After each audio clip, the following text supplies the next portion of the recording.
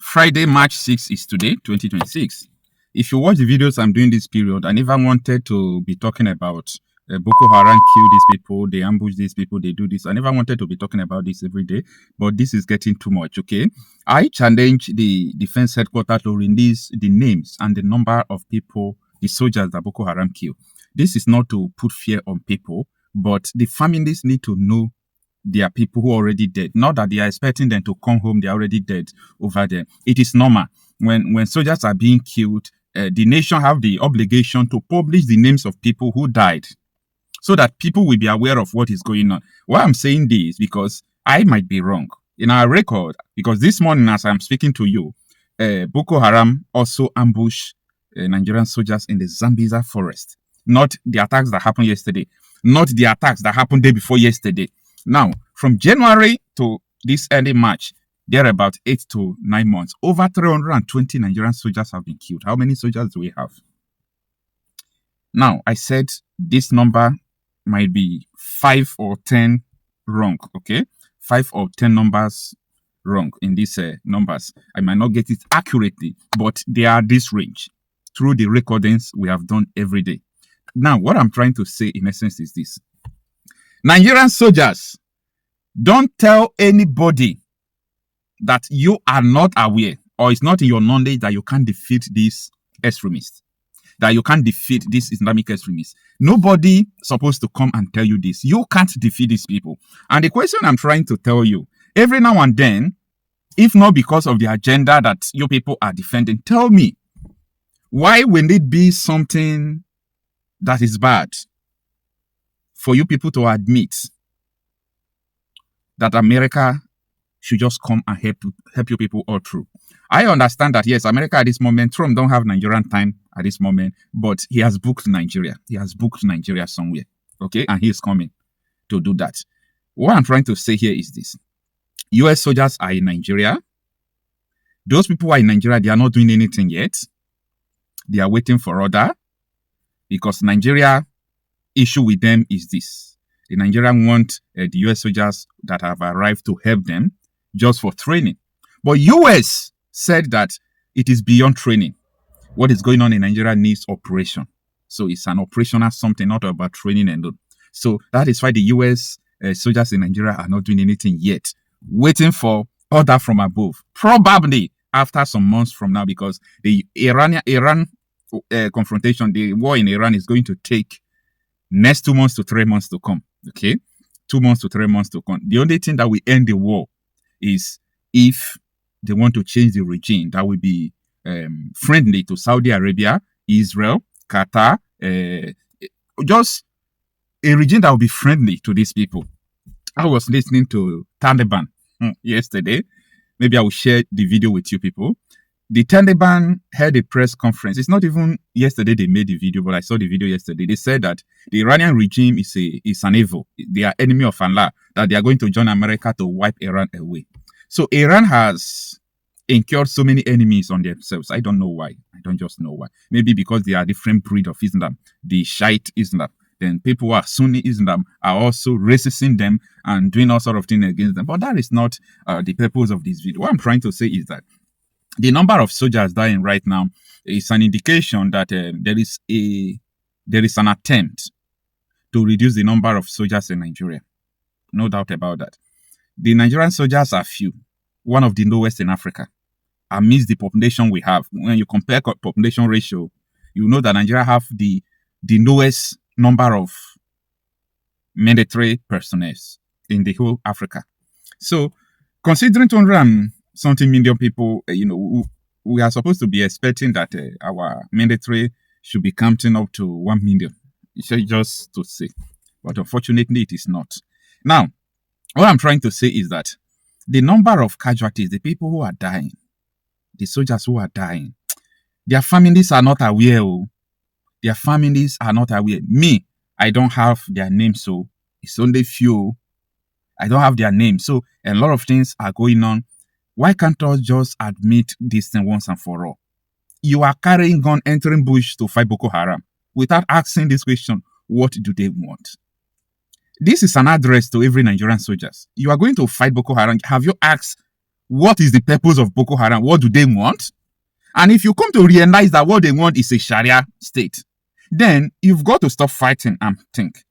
If people from Aso Rock, ministers, senators, governors are also pushing for Sharia, how do you defeat Boko Haram, who is pushing for Sharia? So anytime you answer this question, you will understand the problem in Nigeria.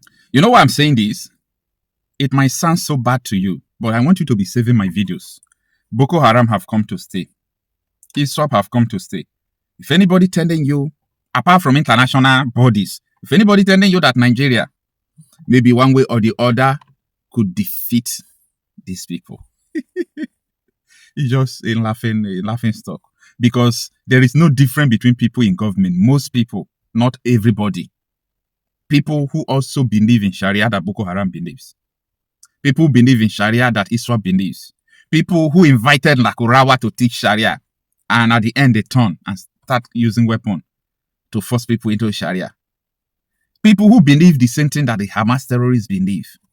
So if you are yet and unable to understand this reality, you may be thinking that, deploy troops, go and buy military aircraft, buy from Italy, buy from Pakistan, buy from Tucano from America. You will say, yes, this president is trying. He has procured equipment. He paid for equipment. You are just trying to be foolish yourself. That is not the solution. That is not the solution. I first hear this from Kunde Olawumi. When they ask him, you are saying that the government is complicit and they don't want to do anything. But the government just bought a Tucano fighter jet. And so Kunde Olawumi said, listen, they know that is not the solution. That is why they are doing it. So Nigeria is complicated. Okay? People in government are the ones sponsoring all these terrorists. And the evidence is there. So we Nigerians, we share the first blame from it. Because we were so docile to the extent that this thing now becomes, I will not call it that, I will not say we were hypnotized just like that, but I think it's a psycho conditioning. Yeah, it is a psycho condition. This is a psychological something, or I think in biology they call it adaptation as well. But adaptation also has to do with psycho conditioning. For you to be adapted, it becomes normal. Like what is going on in Nigeria now becomes normal to people. People have to go through rigorous process, and it has to take decades, because people who were given birth to from 2015, they don't know what it means to have a stable country. You don't get it. They don't know what it means to have a stable country. They will think that a normal country is a country where Boko Haram can bomb, kill soldiers, kill everybody every day. People are being kidnapped, because since they were born and brought up, since they started going to school, started understanding their environment, this is what they have been seeing. So they have been psycho conditioned, and they have adapted to it. So adaptation, psycho conditioning, hypnotizing people, they are just in a circle that is bewitching people in Nigeria. It's so unfortunate, It's so unfortunate. Nobody wants to talk about this, but I'll keep on saying what is in my mind. The soldiers, the rate at which they are dying like flies is unacceptable. The defense headquarters should release the names of people who died from January. They are up to 320 soldiers. They should release the names. Let people know. If it is not up to that number, no problem. But they have the obligation. It is a constitutional obligation for them to release the names of people who died. So that the families of the disease, we know that, my husband is gone, my brother is gone, my uncle, child, and so on and so forth. It's so disheartening. So sad. In my mind, I started thinking about how we've been having this conversation about the unity of Nigeria. And I reflect back at some of the prominent statements made by some of our founding leaders. And I feel that probably this will help us to have a conversation on the Nigerian unity. I just brought forth, not to bore you. First, and I quote, not my statement, Nigeria is not a nation. It's a mere geographical expression. There are no Nigerians in the same sense as there are English, Welsh, or French. The word Nigerian is merely a distinctive appellation to distinguish those who live within the boundaries of Nigeria from those who do not. This is accredited to Chief Obafemi Awolowo, the former Prime Minister of the Western region.